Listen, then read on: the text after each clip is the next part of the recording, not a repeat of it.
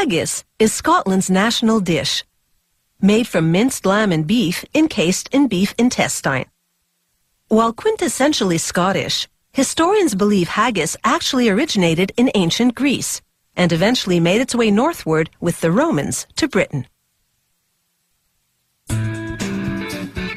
Haggis is traditionally served with mashed potatoes and turnips, what the Scots call neeps and tatties, along with a glass of Scotch whiskey to wash it down. At the haggis factory, the production process begins with beef fat. They put it through a mechanical chopper, and a guillotine blade slices it up.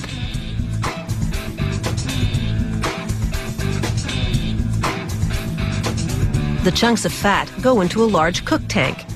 They fill the tank with water and simmer the fat for 2.5 hours.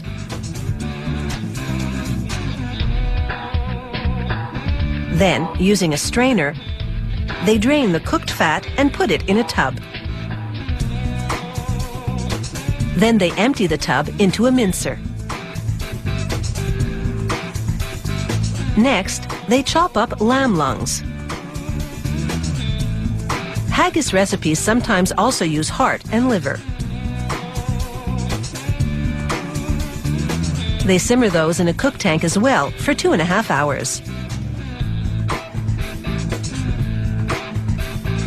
Using a strainer, they drain and remove the cooked chopped lungs and transfer them to a tub.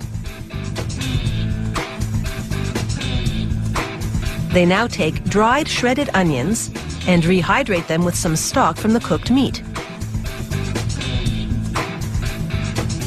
They pour the onion and stock mix into the tub with the cooked lungs, then empty the whole thing into the mincer to join the ground fat.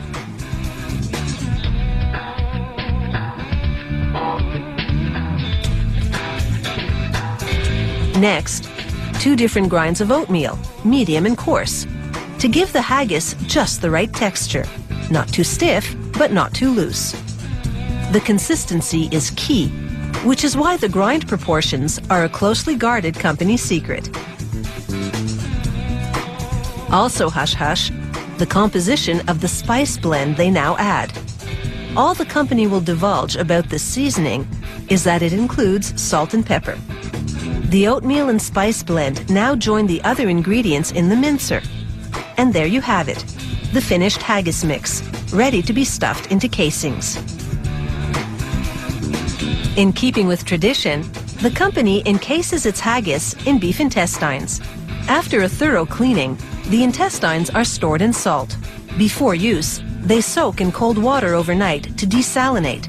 This also softens them up until sufficiently pliable for the stuffing process. On the filling line, workers slip an intestine over what's called the stuffing horn. Then, with a knee, activate a lever that triggers the machine to pump out a set amount of haggis mix. On this run, they're preparing the 453-gram size.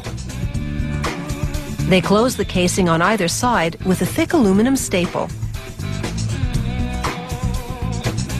Now they spread the haggis out on cooking trays and pierce each casing to let air escape as the casing shrinks during cooking.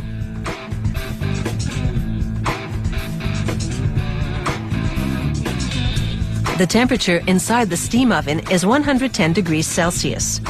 The haggis cooks for 1 hour, during which the casing shrinks and forms into a ball shape.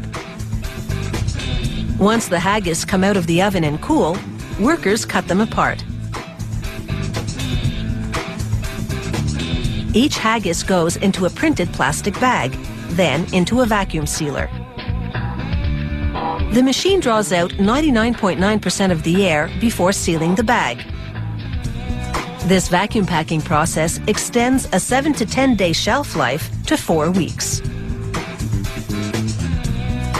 The packaged haggis now drop into a tank of hot water. The bags instantly shrink and thicken by 25%, making them significantly more durable. Haggis may date back to ancient Greece, but it's certainly changed with the times. This company also makes a 1-minute microwavable version, a canapé format, and even vegetarian haggis. Far beyond what Robert Burns could ever have imagined.